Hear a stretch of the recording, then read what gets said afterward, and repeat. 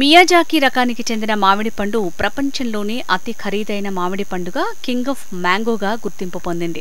Japan దేశంలోని Miyazaki ప్రాంతంలో ఈ పండు మూలం ఉండటం వల్ల దీనికి ఆ పేరొచ్చింది. బయటికి సువాసనలు వెదజల్లుతూ లోపల బంగారు ఛాయతో మెరిసిపోతూ ఉండటం దీని ప్రత్యేకత.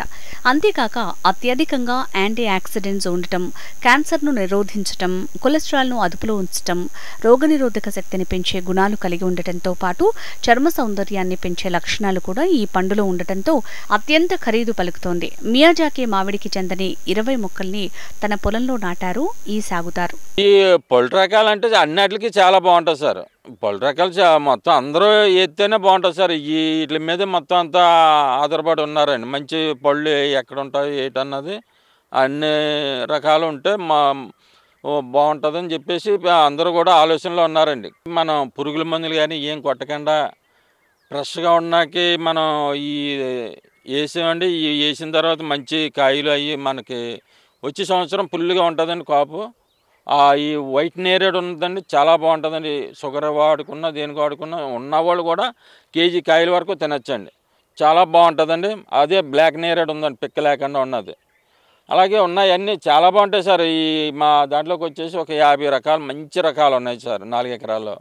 పండ్ల సాగులో పూర్తి సేంద్రియ విధానాలను అనుసరిస్తున్నారు నాగేశ్వరరావు. పండ్లతో వ్యాపారం చేయాలనే ఆలోచన లేకపోయినప్పటికీ ఆదాయం ఎక్కువగా వచ్చే రకాలు ఉండటంతో చాలా మంది ఆన్లైన్లో మమ్మల్ని మొక్కల కోసం సంప్రదిస్తున్నారని, చక్కటి ఫలాల్ని ఇస్తున్న మొక్కల్ని చూస్తుంటే చాలా ఆనందంగా ఉందని చెప్తున్నారు. ఈ వ్యవసాయం ఏంటంటే ఒక రైతన్నకి ఇత్తనం నాటిన దగ్గర నుంచి పంట చేతికి వచ్చే వరకు అసలు నిద్ర అన్నదే ఉండదు. అధిక వర్షాలు రావడం, లేదంటే అంత పంట బాగున్నా సరే ఏదో ఒక రూపంలో వైరస్ వచ్చేయడం, పంట చేతికి వస్తుందనగా ఒక 10 రోజుల ముందు వర్షాలు రావడం, అది నేలపాలు అవడం, ఇలా రైతన్నలు చాలా కష్టాలు ఉన్నాయి. వాళ్ళకి నిద్ర అన్నది పట్టదు పంట చేతికి వచ్చే వరకు.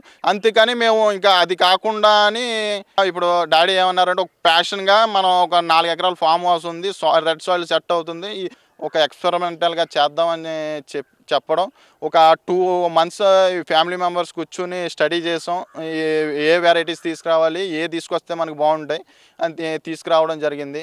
ఈ ఫామ్ హౌస్లో మనం ఈ వెరైటీస్ అన్నీ కూడా సేంద్రియ వ్యవసాయమే చేస్తున్నాం. అంటే మనకి న్యాచురల్గా కోడి పెంట, మేక ఎరువు ఏదైతే దొరుకుతుందో అవి మాత్రమే వాడుతున్నాం. ఈ DAPలు, యూరియాలు ఇవన్నీ ఏమి కూడా మనకి వాడట్లేదు. అంటే చాలామంది గత 10 సంవత్సరాలు సేంద్రియ వ్యవసాయం చేయడం మొదలుపెట్టారు. అందులో భాగంగానే మేము ఒకరు అనుకుని సేంద్రియ వ్యవసాయం చేస్తూ ఉన్నాం. దేశ విదేశాలకు చెందిన అరుదైన పండ్ల మొక్కల్ని సాగు చేస్తూ అందరి దృష్టిని ఆకర్షిస్తున్నారు నాగేశ్వరరావు.